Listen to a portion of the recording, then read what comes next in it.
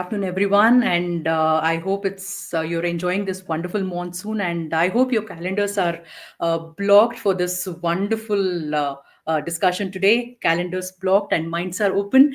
Yes, because you have just stepped into one of the sharpest conversations of this day, which is shaping the future of the talent today. So I'm Priya. I'm your host for the day, and today I'm welcoming all of you for this wonderful session of SheWorks Women Everyday Series.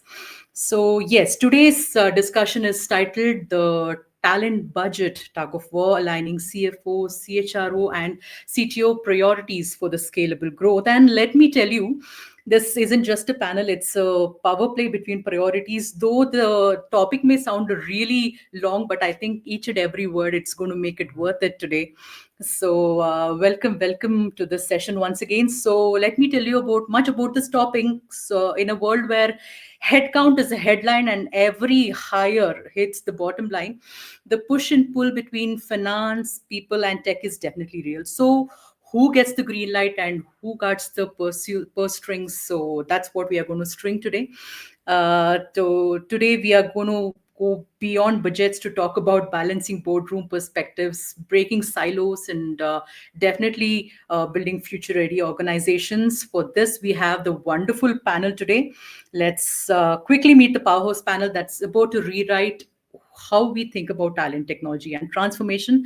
First off, we have the group CHRO of Puravankara. Please put your hands together for Mr. Ravi Kumar, the strategic HR veteran with 3 decades across steel, FMCG, infrastructure, and real estate. So, Ravi brings more than just experience, he brings perspective, known for blending business acumen with people first innovation.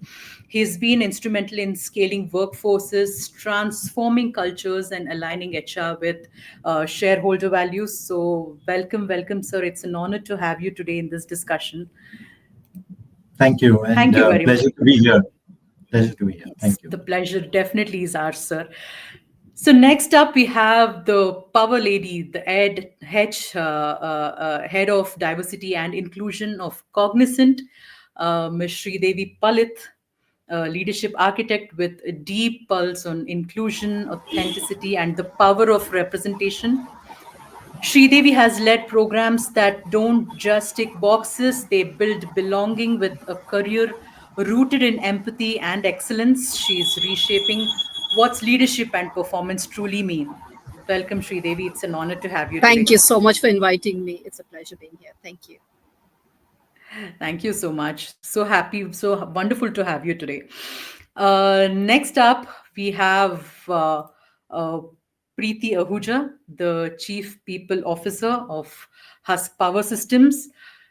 Preeti isn't just leading people strategy, she is aligning with impact. And from fast scaling startups to the global org, she has a knack of turning complexity into clarity using data, empathy, and design thinking to fuel sustainable, scalable growth. Thank you, Preeti. Thanks for joining in.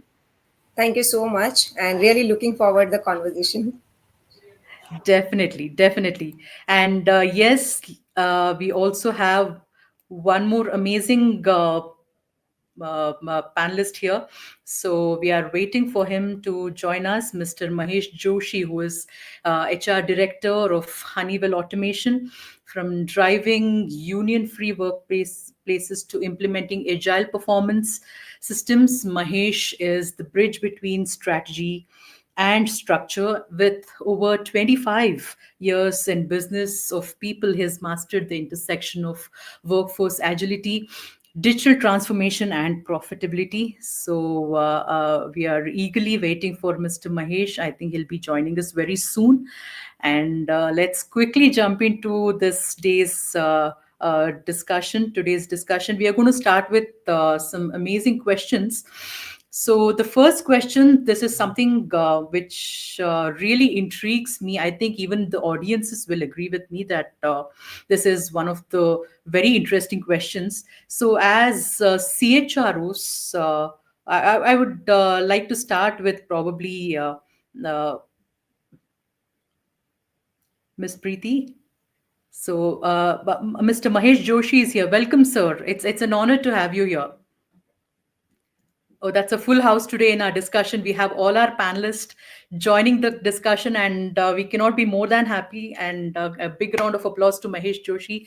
Thank you. Thanks for joining. I think, Mahesh, there is some technical glitch. We'll probably quickly jump into the discussion. And the first question, probably, I'll come to you, Preeti. So, as a CHRO, how do you align talent acquisition with CFO cash flow forecasting and CTO led ramp ups without slowing either down? So, yes, do you want to share your perspective on it, Preeti? Yeah, thank you so much, Priya. This is a wonderful question, and I know my co-panelists know it is not a easy way to deal when we work on this future talent pipeline. So let me, give you a quick background to the audience who are listening to this conversation. How it start basically, because at the organization level, so we know what is our 2 year short-term goal plus long-term goal. So we start with looking at our 2 year goals, 2 or 3 year or 5 year goals, and then break it down into a quarterly strategy, or I can say workforce planning. And when we say it is more about aligning both the things, when we say workforce planning, what is the skills, at the same time, what is the budget is required when we are mapping people for those roles. And that discussion happened with CTO and CFO jointly. So we know how we are building the organization where, again, the cash flow is visible for us next 1 year, 2 year, if we are hiring very critical and leadership roles. At the same time, aligning with the CTO is more about what are the skills they are looking for. It is not today, but we even look for what are the future ready skills they want to benchmark from the industry. So we do a very detailed benchmark study, as well as we do a compensation study. So that gives a very much visibility within the organization. If we are coming up with this kind of workforce, how it will look like in a 1 year, 2 year down the line. And that's how the conversation start between, you can say, the all the roles. It is today, it is just not HR is playing on a hiring. It is more about we are building the future ready talent, which will be, future, and they will be aligning 100% with the business goals today, because everything is pay for performance. And we also look for, whenever we are hiring, whether people are adding value, and then at the same time how it is impacting our EBITDA, like bottom line. So again, that conversation happened multiple times in the room, and that's how, we build the future talent. That's my take here, Priya. Thanks, thanks. That's wonderful perspective. I think it's a very interesting discussion. Whatever we are having, definitely, it's a very interesting question. So we would like to have more perspectives on this. So I'm definitely coming back to you, Mr. Ravi. So would you like to share your ideas on it? Sure. I think, Preeti mentioned this quite clearly. It's always about, where the organization is going. Based on that, of course, you would have a 2 year, 3 year plan, or sometimes even 5 year plans. Large organizations have 5 year plans, 7 year plans. And the idea is that whether it's a CFO, a CHRO, or even a CIO or a CTO, everyone aligns, their functions and their priorities to the organization function. I mean, this is a very simple process, but like Preeti said, what becomes more difficult later on is how we have the sub functions aligned between the 3 or 4 different sub functions. And I think that's where this whole, logic of collaborating and, understanding priorities and trying to ensure that, we meet business needs. In the end, it's also about skills, it's also about performance, and it's also about ensuring that milestones are met in those 2 year or 3 year plans. And I think very important for these three functions to come together and not see them as True. silos, right? So it could be a finance Mhm. colleague actually looking at, what skills could be useful in the future along with an HR colleague. And I think that really makes sense to the organization, and then aligning it with what business colleagues need over the future. So I guess it's a big question is about aligning more than being clear about where the organization is going. All of us are very clear where the organization is going. So I guess it's a question of bringing people together. Thank you very much. And I think Sreedevi was definitely having many ideas running through her mind when actually you were talking about. So yes, read your mind, Sreedevi. Would you like to share your ideas on this? I think the esteemed panel has actually covered everything, to be honest. The only piece that I'll probably add over here is like we speak of the plans, right? So we talk of the short term, mid term, and long term plans. But because it's a very fast changing world today, there is often this need to recalibrate our understanding. So bringing them together. So you may have thought out of a plan, but it might just because of the market volatility that you have and the other geopolitical factors. So you may need to recalibrate. So therefore, you know, you get into a sort of a further conversation and an agreement of the change course that you might need to take. So bringing that agility to the overarching, conversation that's going on, and it has to be ongoing. That's the only piece that I'll add. I think the others have covered everything. That's wonderful. So I think it's interesting to say this because this perspective, whatever you shared, it directly builds into the coming up questions which I had in my mind, which is like when workforce cost directly affect EBITDA, how do you balance compensation and competitiveness? So can I quickly ask Mr. Ravi himself to share share your views on it. And yes, Sridevi, I'll come back to you because you were the one who led us to this question. So, Mr. Ravi, I want to actually first come to you as a counter to whatever Sridevi just said. Would you like to answer this question? Sure, absolutely. And I think all of us grapple with this. And, Mm-hmm. these are questions that we get from our CEOs most of the time. There's no straight answer here, but clearly it is a question of, looking at what is there for the future. In the Mm-hmm. long term, what skills are required, and how can we be more competitive as an organization? Balance that with what we are paying, right, for the future. I mean, no organization operates, in a short term. We are all looking at a long term. And given that aspect, trying to manage the costs of today with the benefits of tomorrow, I think is where, the entire focus is going to be. As far as this question is concerned, there are multiple models that organizations work on. However, what I would strongly recommend is that we really look at clear, identified talents and competencies that we need for the future. Look at them over a 3-year horizon, and also look at what return they can give us in the business. And if it means looking at lesser, let's say, manpower, but the more focused manpower in terms of talent or skill, so bringing them in and also aligning them with whatever tools are available today. It could be automation, it could be artificial intelligence for that matter, and bringing in that cost angle as well in terms of saving it over a period of time. So it's a question of investing today in skills which could be Mm-hmm. useful in the future. And I think that's the way one should look at EBITDA. One should look at profit after tax as well. It should never be seen in the eyes of this month, this quarter, and this year. When it comes to talent, it's always a longer term perspective, and I think that is something all of us in our function have to explain to a CIO or let's say a CFO or even a CEO. Probably that's the struggle. Yes, I think the cost involvement I would like to understand from Sridevi probably. In a high inflation economy with the attrition cycles tightening, so how do you protect people with compromising profits? So coming back, circling back to the same question, something related. So do you want to talk about it? Interesting point, I think, and again, as Ravi was saying, there's no straight answer, given that all of us are kind of at conflicting priorities here.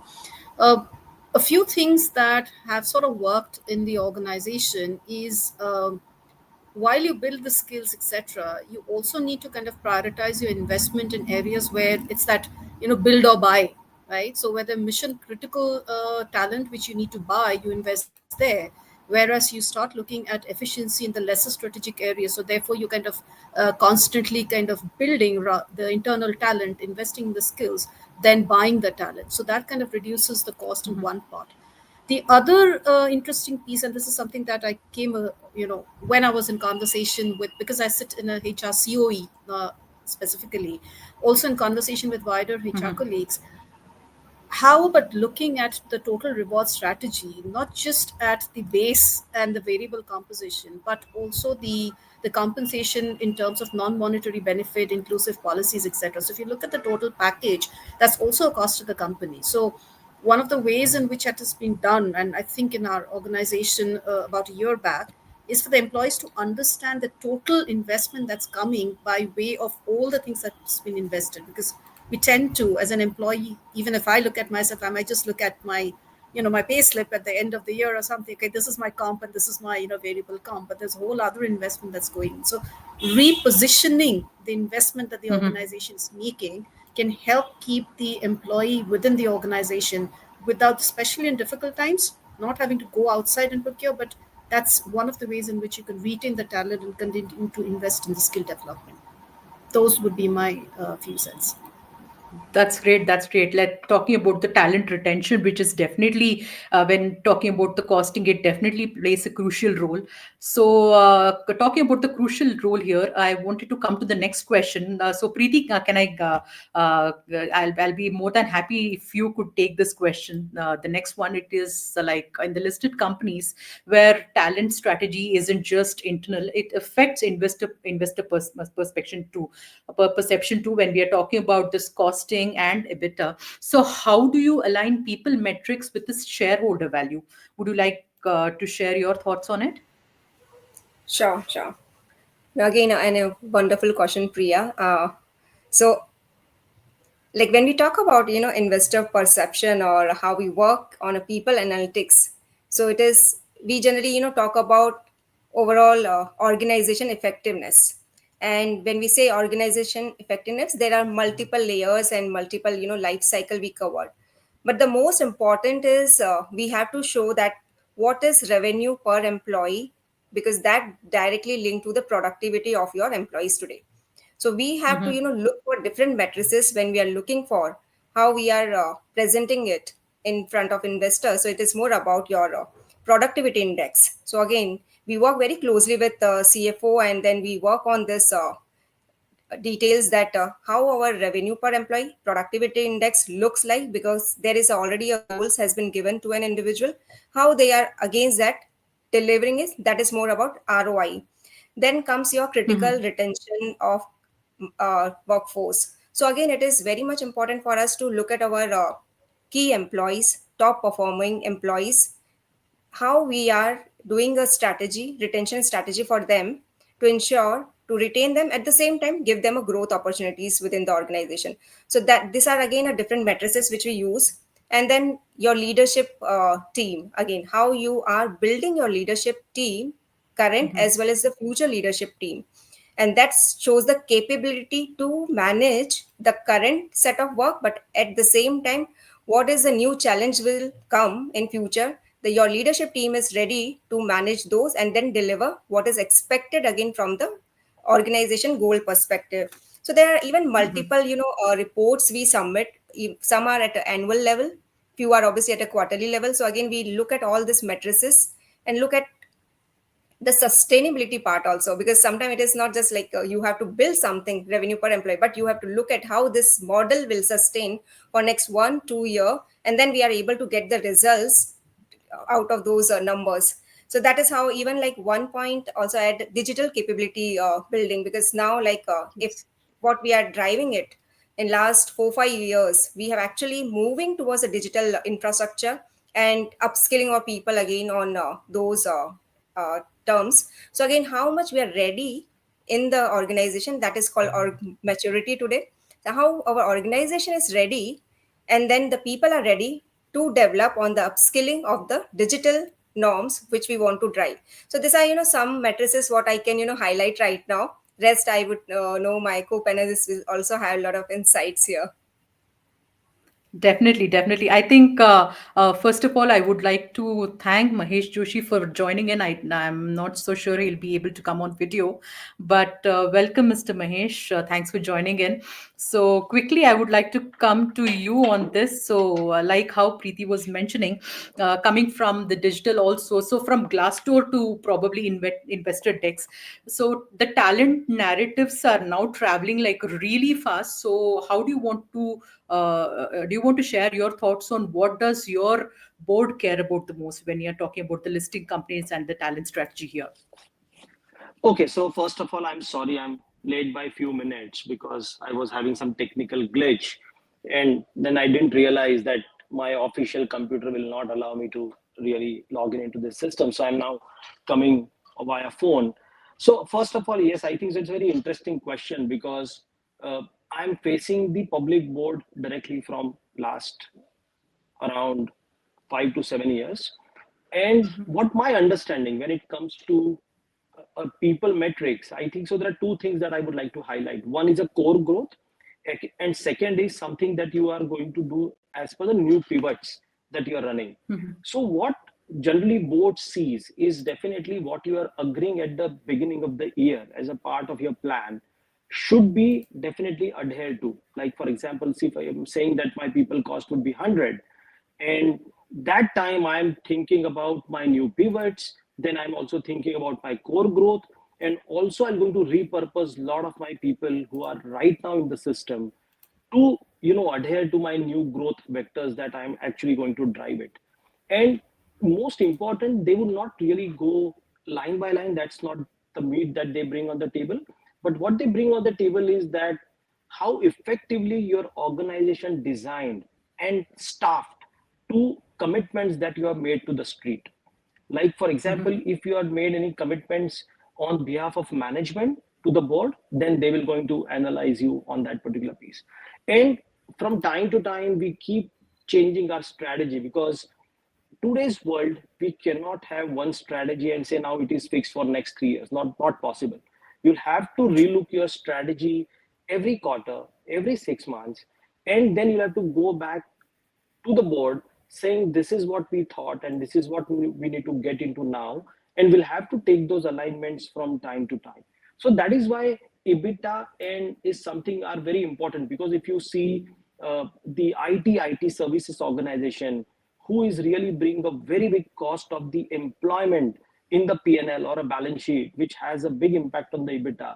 But if you go on the manufacturing setups or maybe a legacy automobile or automation companies, they are ranging from 6% to 15%. So that will have a lesser weightage. So that's something that we need to understand as HR leaders also, that what levers that you are touching to make sure that you are not impacting your future growth prospects or the new areas that you are getting into, be it it's a digitization, sustainability, or a lot of new places that people are going into because of the EBITDA issues that people will bring on the table. But it should be very clear strategy that you need to draw for next couple of years and keep revisiting it. That's what my thinking right now. That's great. That's great. Thank you very much for sharing your amazing thoughts on this. And that definitely going to, I'm going to definitely come back to you for the next question also, where we are like, fast tracking with a few high stakes scenarios right now.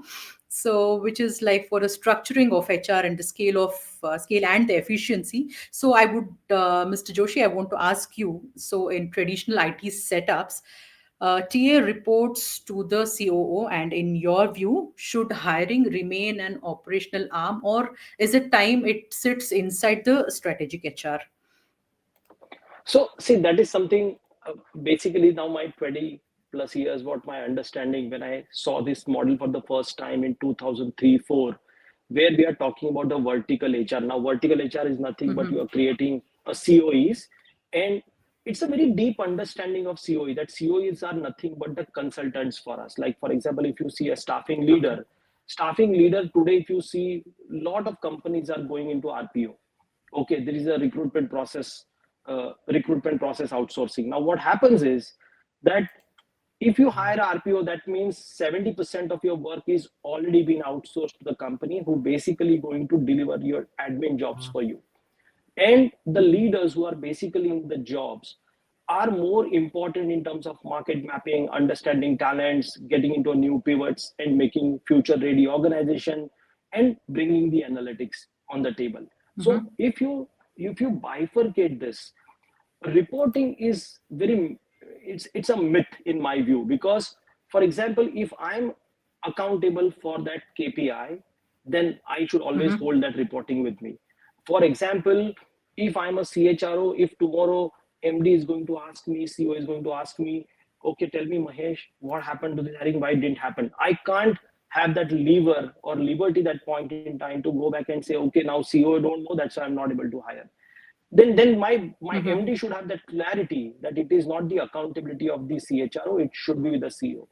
If we have structurally very clear in the system, then reporting is a very secondary for me. If True. I'm holding my KPI, then it should be with the KPI holder. And being very honest, we also need to understand the job description of these people. For example, the moment you are talking about staffing, there are 5 steps comes into mind: having JD, then sourcing, then interviewing, Mm-hmm. scheduling, negotiation, and offer close. So basically, but today we are talking about TA, which is very different. It's a very strategic TA that we are talking about. How many of you really talk about sustainability, green hydrogen, carbon capture, plastic circularity? You Mm-hmm. don't have the talent available. So from where you are going to build, buy, and borrow kind of a system that you'll have to have. You will not be surprised that in future there are two companies will share the same resource. You have no other choice, because those kind of areas that we are getting into where that kind of a talent is not available. So are we Great. thinking in that direction?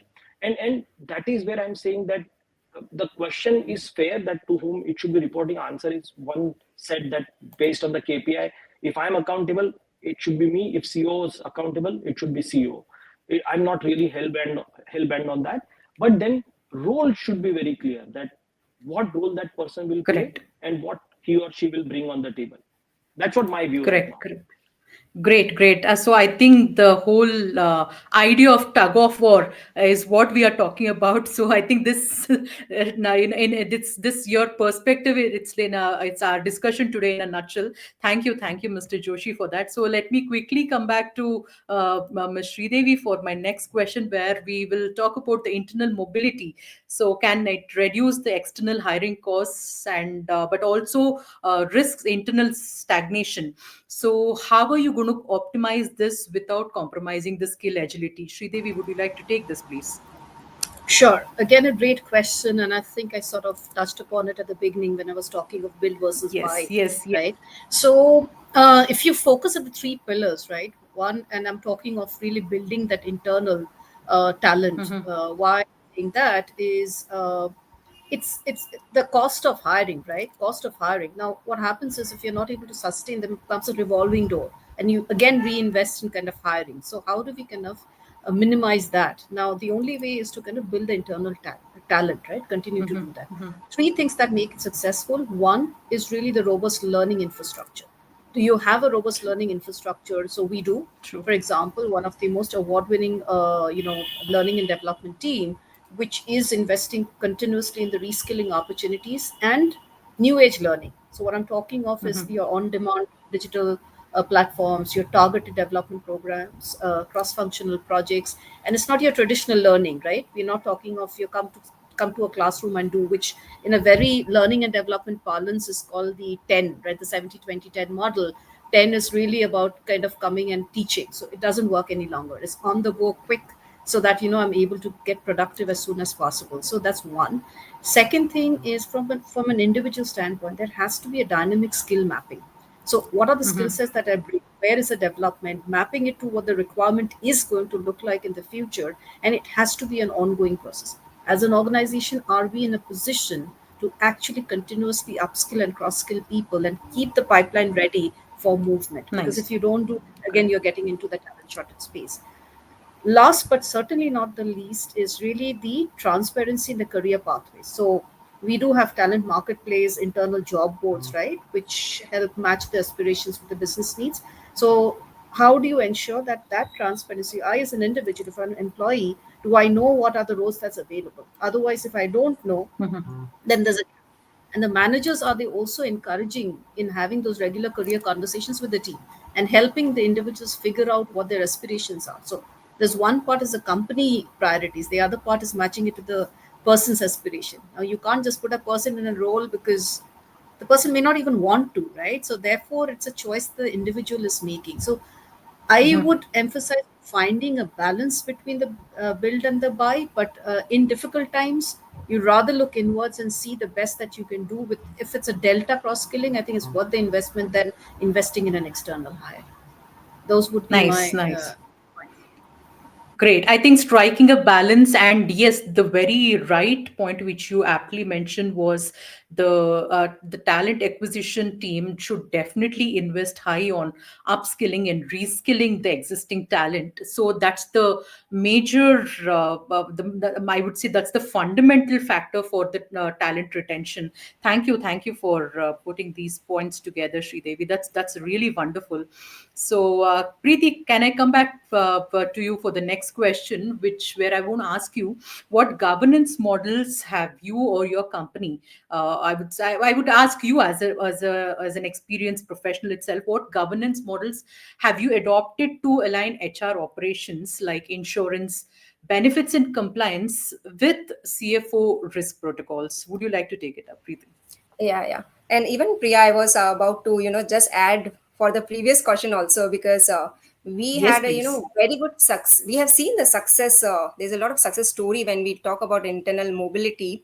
And I thought I'll add those even like pointers over there, because when you have a workforce working in multi geography, multi locations, Mhm. it is just Mhm. not a, through just a promotion policy or just you move into one ladder will sometime we are able to retain. But we have seen with this internal mobility, we were able to retain our most of the talent. And at the Mhm. same time, how you build, because there's a strategy is required, and that start from like understanding what is a career growth every individual is looking for, and then mapping them with the skills you are looking for in the new role. And that's how you Mhm. generally do a internal job posting, and you give first career opportunity to the internal people, and that's how they take a career path within the organization. They also like get a right path, as well as company also see a right retention strategy. So it works for both. Mhm. Generally what we have seen, it is win-win for both, as an employee, as an employer. So sometimes I think it is a more towards the how you define the strategy. And today in a world where we are, it never one skill will be able to deliver the result, because we don't know after 6 months also what role will come up. And that time we are hunting for what is the new skills and where are the talent pool. And that's how we are doing a planning for next 1 year to build those people to be ready with the future skills. And I think that's how the complete talent strategy has been shifted today. And coming to the Great. your question on governance models, again here it works on a very much alignment, again I'll say, with the expectation from the top management. So when we say either CEO or MD to your CFO, CHRO, CTO, all have to be aligned. So what we are working, we Mhm. have a internal committee first of all to drive this compliances and SLAs and to do a proper auditing. So we have an internal committee who work on all this Great. processes. So we review quarterly on the our vendor, our insurance provider, the benefits, the compliances, the SLS, go together on those points and look at, okay, where are the, because we have to just not look at the just cost, but we are also looking at what are the risk factor involved for a Correct. long. So we, if we have to take any kind Mhm. of decision also, so we have to, sometime it is like predict more, be proactive and analyze today what will be the risk we see after 6 months or 1 year. And that's how this committee works together to work and look at what are the factors which is required when we are even doing any kind of policy standardization, or when they even go through a very detailed audit, like even at, like we have HR team here, and then CF like finance, they go through entire year the audit, they face a lot of audits, and then there already we know that what is something we have to be ready with the data points. So our governance model is very strong today to ensure that we are complying with the statutory compliances, the other external compliances. And that's how you, the another thing is we how actually it looks like we prepare a real time dashboards for a Mhm. visibility of the top management. So again, there is committee work on analyzing this policies, processes, and everything. But at the same time, you have to present to the leadership team that that is the outcome, or these are the what we are currently working on. So we have a real time dashboard where leadership team can see at a single click what is happening in governance model policies, and what are the risk factor as well, and with the cost. So that's, I'll say, it is more towards digitalization, the analytical skill set, and that's how our Mhm. team is going to take the right decisions based on the facts and figures. and that's how we are running. And then again, it is more about even updating ourselves, what is changing Hmm. in the external environment. So Correct. again, we keep learning and updating our team on those external policies and guidelines. So that's how we're ensuring that right now we are managing the risk and then complying with the even the requirement of the policies and governance models. That's great. I think prioritizing things based on your checklist. I think this is the best way, like how Preeti just told. So, Mr. Ravi, I want to come back to you with this question. So, I just want to understand, deriving out of something Preeti just shared. So, operational hygiene is something like a boardroom priority right now, like how Preeti just mentioned. So, how are you actually designing with both empathy and efficiency, which is definitely mandatory for all the HR leaders? So, do you want to answer this? Yeah, sure. I think, I would say it's a no-brainer. The idea is that, you look at, what models the organization has. I mean, Preeti mentioned a few True. of them. All organizations, have different models, but the end result Yes. is in the end the same. It's also a question of what value we're going to get out of talent, what value we're going to get out of the skills and competencies that we build. So, when we bring all of this together, whether we do it with empathy or we do it with, sustainability, again, it matters in terms of, how the board, how the leadership, and, how shareholders want to look at these aspects. So I think that then drives, these models. So I guess True. when you put the models together, and this is something that we've done here in some of my earlier organizations, is to ensure transparency. And one of the first things about being empathetic is to be transparent and also to gain feedback. Now, there are different stakeholders. It could be employees, it could be shareholders, the board, leadership, other stakeholders. And if you're able to get in all the inputs and get in all the perspectives together, and then try and include them as far as possible. I'm sure we can't do everything.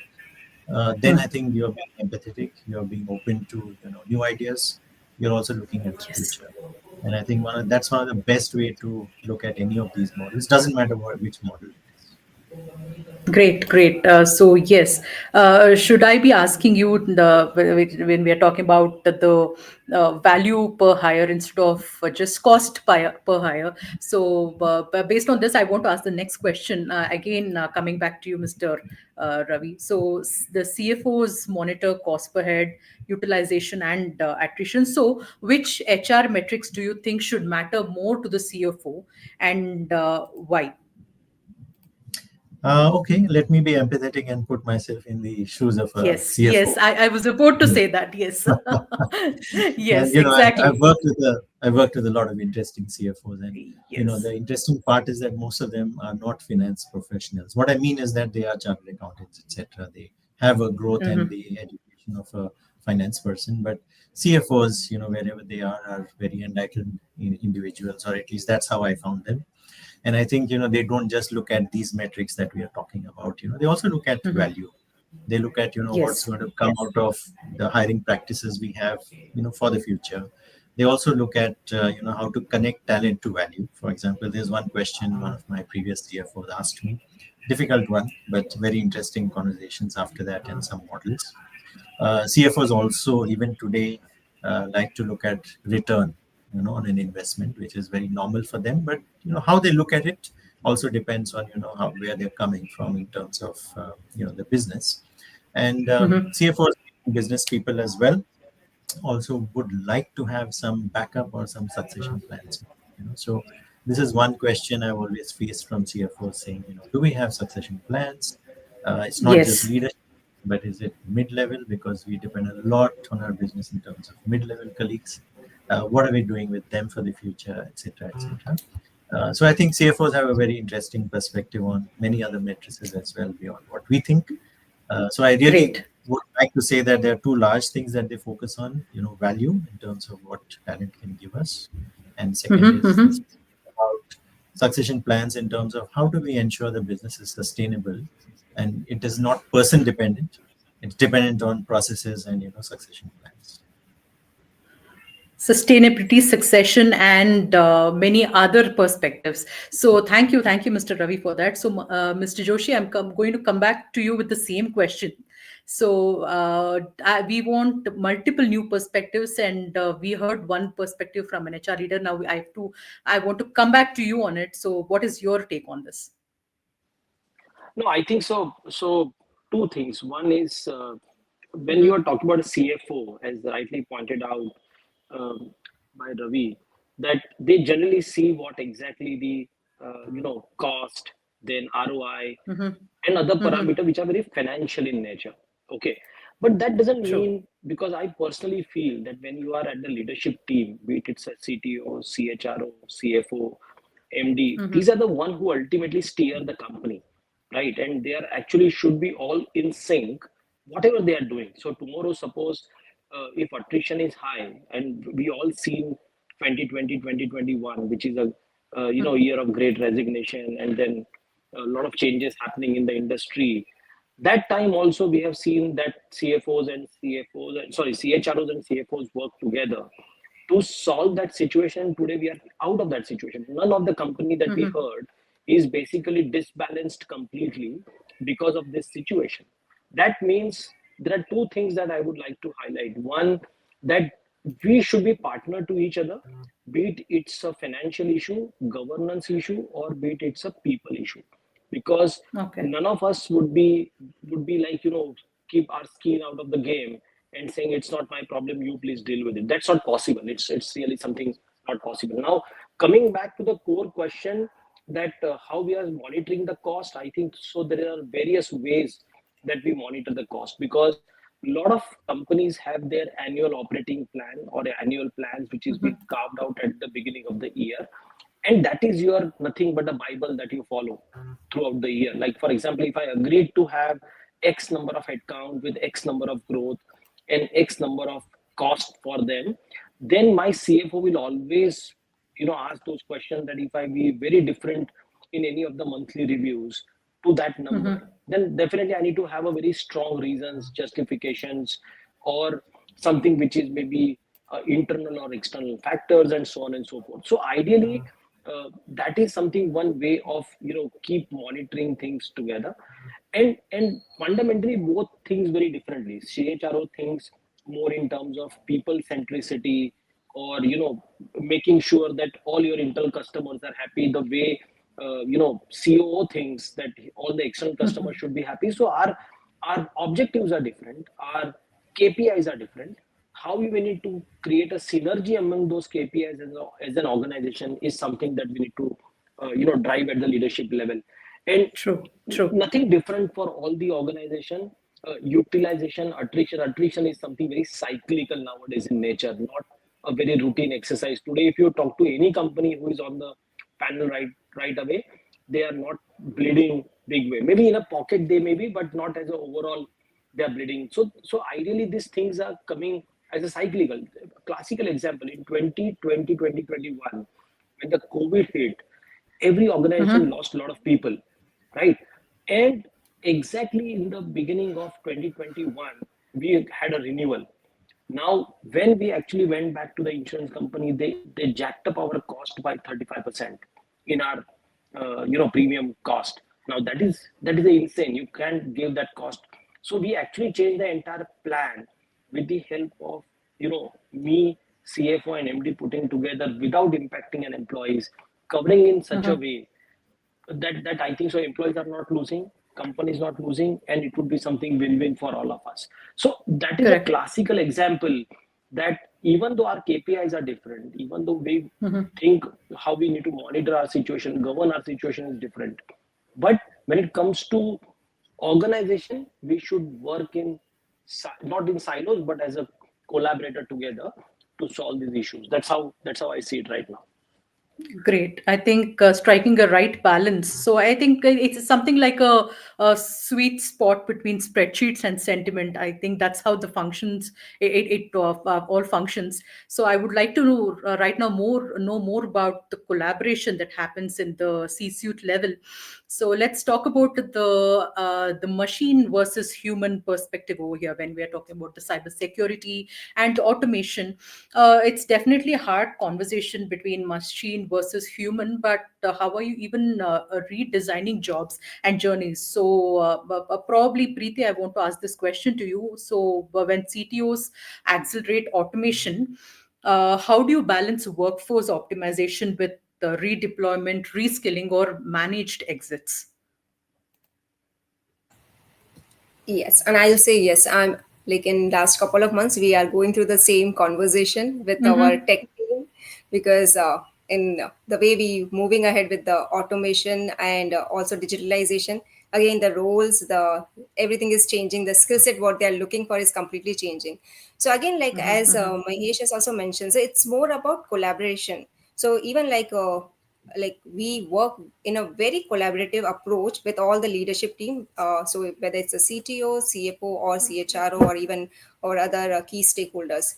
So it Mm-hmm. because it start with, again we have to again align with the goal of what ultimately we want to drive it, from where it is coming, because it's just not filling the roles today. It is just not doing a Okay. recruitment for positions. It's more about, if you are moving into tech driven technology today, ultimately what outcome at an organization level we are driving, so it linked to our OKRs or for that particular business unit. So we have a more Mm-hmm. conversation today to understand, okay, how it is aligning with your function OKRs, and then how it will be delivered with the talent what we are mapping it. And then we will obviously then Mm-hmm. building a talent pool is a complete talent strategy that can be done, but at this for a high level to understand why we are doing it, and then how it will impact at the organization level. Mm-hmm. So that conversation start with us, and then we understand, okay, if we are even looking for any kind of niche skills or automation of the processes, so then Mm-hmm. what we are trying to build out of that. And then that's where the CFO also come in place, because they also want to know then if we are investing on any kind of technology today or upskilling our people, they will look at what is the cost is coming each month on month, whether it is the budgeted exercise has been done or the forecasting was Mm-hmm. done or not. There are a lot of conversation happen between us, because second part is what you have asked. It's more about how we redeployment, reskilling, or manage. That is more about internal, again, talent management. It is more about we have a complete skill mapping done for all the employees, so we know, okay, what are the skill set each employee is having currently, and Mm-hmm. where we know that they few of who can take the next role when it comes to the requirements or the roles. So that mapping is always done, and then again it is not one time exercise, it's a every month exercise for us to rework with sitting with the leadership team and understanding. And then we look Mm-hmm. at, first always look at the internal talent today.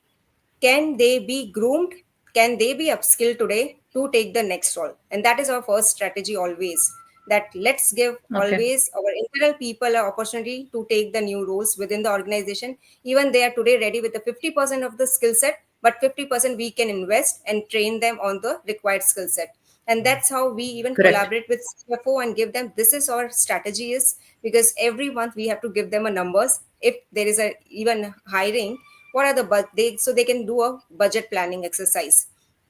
So it is Mm-hmm. more towards like how you build your current talent pool.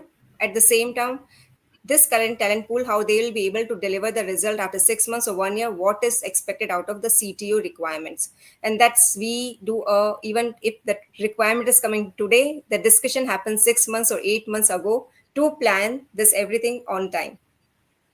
Great, great. Thank you very much. I think the audience are definitely getting all extremely involved with the conversation, whatever we have right now, and we have got some amazing questions right there from few of the audiences. And could I just take one of the very interesting question? So, Sreedevi, would you like to take this question, which says, "How do you handle budget cuts while still attracting and retaining top talent?"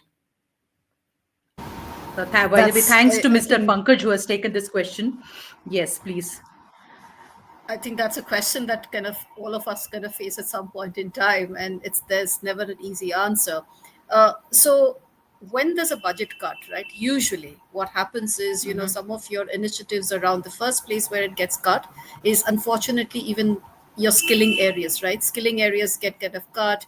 you will also get cut in the areas. And because I head diversity and inclusion, so somewhere that goes into the back burner, so you can't even go by those targets, etc. So the only way that you can do is reinvest in your talent. Job loss will happen, right? So face it or not, as much as you want, there the threat to jobs is real. So it is that constantly kind of in the face of budget cut, how are you going to also look at, democratizing learning? And what I mean by that is, organization does a skill map, right? Organization also does a proactive skilling. Okay, these are the gap areas, this is where we'll invest from a, and it's a C-suite conversation as well. How about an employee taking ownership of their career? I think that's one piece that we somewhere have found in conversation, that the my manager is going to do this, my organization is going to do this. So if I have to kind of keep my job, how do I own my career and actually invest? So you start investing in True. career to stay relevant, so that they're in the face of budget cut, you're not dependent on an organization to make you ready for the future role. So are you also looking at investing in yourself as an employee? I'm just adding that lens. So individual takes ownership, invests, and still stays relevant to be available for the roles that open up, because the organization may not be, if it's a budget cut, may not be able to invest as much as it would have desired to. Maybe on a Thank you. sunny day it will, but otherwise let them take ownership.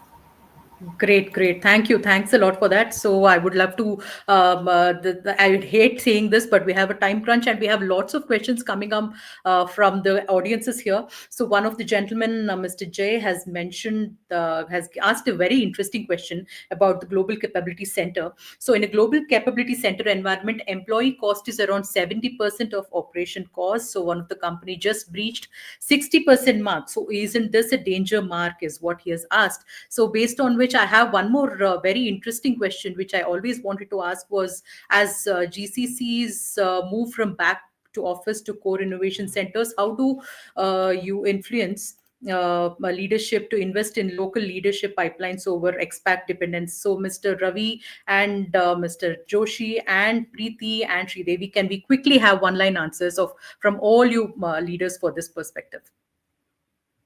Can we just start with Mr. Ravi? Sure, a very quick one. Not necessarily GCCs because never worked in them, but maybe innovation centers. Is Yes. the thing is about what is it that some of our global colleagues lack, which can be given to them through our country. And I think that's when the whole discussion about investing in local leadership pipelines really comes in.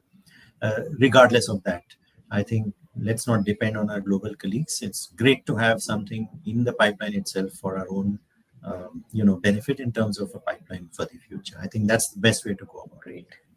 Great. Thank you. Thanks a lot. That was really quick. Thank you very much. Mr. Joshi, can we have your take on this? Okay, so I have two pieces here. One is that cost would be impacting provided it's a captive or non-captive GCC. For example, a lot of companies are having captive GCC where the cost would be very much as per the employee cost. But if you're a non-captive GCC which is adhering and addressing to the multiple customers, then anyway 60-70% cost would not be an issue, because another 30% would be OI still. You would be able to continue with that. So ideally, that I don't think so a matter of concern. But it's a very interesting part of the question is the innovation. Now, if you see the trend in last few years, if you are not innovating, like for example, which jobs are getting automated, which jobs are getting AI driven, which are repetitive in nature. So I was Yes. talking to somebody a few days back, whose job will go in future, who would be doing the same job again and again. As simple as that. If you don't learn something new, if you don't participate into new, I think so you will perish. As simple as that. And that is what the Great. force that GCCs will have, that tomorrow if you are doing the same thing, they will have a bots, they will have a different mechanisms, uh, they will have a different way of doing things, which will anyway loosen the importance of the GCC. And that's why the getting into innovation is something a mandated need today for all the GCCs. And that is what is happening in the industry at this juncture. So I'm not surprised that this trend will continue in future, and it will come to a place where I think so there will be a minimal administrative work which has been repetitive in the GCC. Rest everything would be automated or only move to the R&D True. centers. But yes, yes, I think the question will no longer be build versus buy, but build versus borrow versus bring home. So I think that's an amazing perspective you shared there, Mr. Joshi. Thank you very much. So Sridevi, a very quick one. I think my esteemed colleagues have actually covered not much to add over here, to be honest. I think fundamentally, we still need to go back and look at these skill sets. We're talking of innovation being very big. So, why are we looking at an expert? Are we not looking at where they come from, but it's really the inherent skills that this individual brings in? So, there is enough and more local expertise, experience, rich experience to make it successful than being the first one. Just because it's a GCC or it's a captive somewhere, you have to go and kind of look at not only is it expensive, first and foremost, like that's there, but are we ignoring the talent that's already in it? That's why, I mean, India, the innovations that's happening. So why are we not even looking inwards rather than going outwards? I think it's sort of a, holistically, if you look, it just makes it's a no-brainer to me. You should be doing looking Great, internally. great. Thank you very much. So Preeti, can I ask what is your checklist before you take your global move? No, I think everyone has covered the. So only one thing, as we all know, why GCCs are coming in India. It is more about what Sreedevi has mentioned very correctly, that because we have a talent pool available in India, and for the right talent pool which is required for those skill sets. So one thing is we will see a growth in next now 5 to 10 years, and that is because of the skill set available in India right now. And second is we, because here we know the market, we are, the local leaders are aware of the local culture and they can drive it also locally. So that's again become a plus point when you are investing something in India, how they are making it more, I'll say, profitable centers today. So that is like just one point I would like to add, that the way they have positioned local leaders here now. Thank you very much. That's really amazing of all you leaders. So one last question. Let me be very very much more selfish. So just in one single line for this closing note, can I just ask all the leaders what's that one thing? What makes the CHRO seat at the leadership table non-negotiable in today's capital intensive tech first business world? Just if you want to give a one word or a one liner answer, let me start with you, Preeti. Okay, so it is more about when we are able to talk in numbers, and second is we are talking about how we will be, driving the able to contribute in the Great. bottom line as well as the top line. So it is not about just talent; it is more about contributing to the profitability of the organization. Thank you very much. Mr. Ravi, can we get your perspective on this? Yeah, it's about what perspectives the CHRO brings to the table, which helps business Yes. grow. Yes. Great, great. That's really great. Sridevi, your one-liner for to close the day. All right. I think it is really the people equipped with the right skills and mindsets that unlocks the competitive advantage. And who other than the CHRO to really be the architect of this, whole workforce being capable of bringing the sustained growth. So that to me is the role. So they kind of tap into the strength, and people are the power. So That's great. That's great. The people are the power. True, spoke like a true HR leader there. Thank you very much, Sridevi. And unfortunately, we lost Mr. Mahesh Joshi, and we're trying to reconnect with him. So it was a wonderful power packed discussion what we had here. So what an incredible hour this has been, and from metrics to mindsets, and from cash flow to culture. We have seen it all today. We have seen it all collide and converge beautifully today. I think Mr. Mahesh Joshi joined. So, Mr. Mahesh, I want to come back to you for a one single liner like the other leaders. I'm very intrigued to know your one liner on this. What makes the CHRO seat on the leadership table non negotiable in today's capital intensive tech first business world? One liner, please, sir. In my view, enable the business to win at the marketplace. Oh, yes, yes, super. Amazing. Thank you very much. Thanks, Thanks a lot. And here we come to an end of one more round of amazing discussion. And a big thank you to all our amazing panelists for bringing in honesty, insight, and so many wow moments today. And of course, to our audience, thank you for tuning in and asking some amazing questions and being curious there for one whole hour. That's amazing. And at SheWork, we are not just hosting conversation, we are definitely driving change in how companies approach hiring, flexibility, and inclusive growth in tech and beyond. And today, we would like to thank everyone on behalf of SheWork. And I would like to say stay tuned for more such thought provoking sessions from the Women Everyday series. Until then, keep the conversations going and keep rethinking what leadership looks like. Thank you, everyone. Thanks, one and all. Thank you.